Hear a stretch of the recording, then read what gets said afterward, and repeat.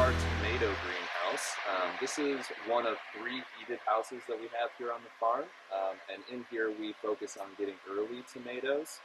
Tomatoes are a heat-loving plant. They do not do very well in cold, and they also take a long time to get to fruiting age and maturity. So we like to get them in a nice warm space as early as possible. So we started these in February inside with using heat mats and grow lights and stuff to get them to a certain point, and they're transplanted usually around March, end of March, and they're brought into these pots which we have compost and potting soil mix and some fertilizer, and then we basically just feed them throughout the year, and we grow them in a very particular way in here called lower and lean, which allows us to prolong the fruiting period. So we'll have these all the way up through October. We could keep them going longer, but we usually stop them around then. So as you can see, there's a couple different varieties of things growing in here. Here we have a red slicing tomato. Here we have red cherries. And because we do a lot of pizzas, we also have some early basil started, and this is a special variety that stays compact. This is a basil. And so we've been picking these guys for several months now, and a lot of home gardeners like to plant tomatoes and basils together because of pest management. These like to detract certain things because they're very aromatic. And they also, when you're harvesting them, it's perfect because tomatoes and basil are they just go hand in hand.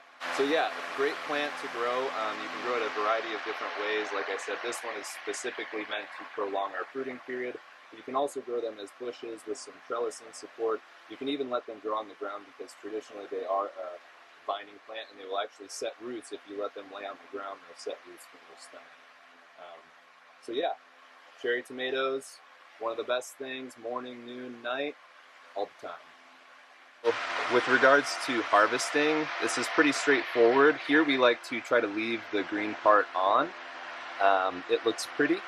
And the way to do that, they have a little elbow here, and so we like to come in, we'll take hold of the fruit, and we put our thumb right where that little elbow is, and we just push and snap it off, and you'll be left with something like that.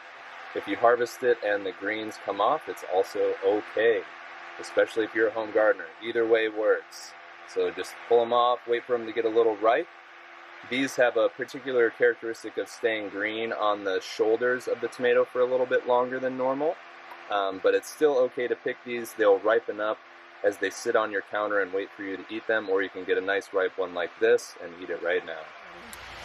Alright, so on these you can see there's a few different stages of ripeness. We've got a pretty underripe one here. It's mostly green, just starting to what we call blush, so it's getting its purple here.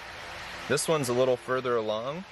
Totally acceptable to pick this one, but you're going to want to wait a few days or even up to a week to get it to ripen up fully, which it will do on your countertop if you harvest it now and leave it. This one's more of a eat today kind of guy. You can see the bottom, he's a little bit deeper purple, whereas this one's a little bit lighter pink and a little greenish. For these, they like to hold on to the vine a little bit more than a cherry or some other varieties, so we'll actually use clips. We'll come in and we'll snip them, and there you have it. Bloom Cherokee Purple Tomato.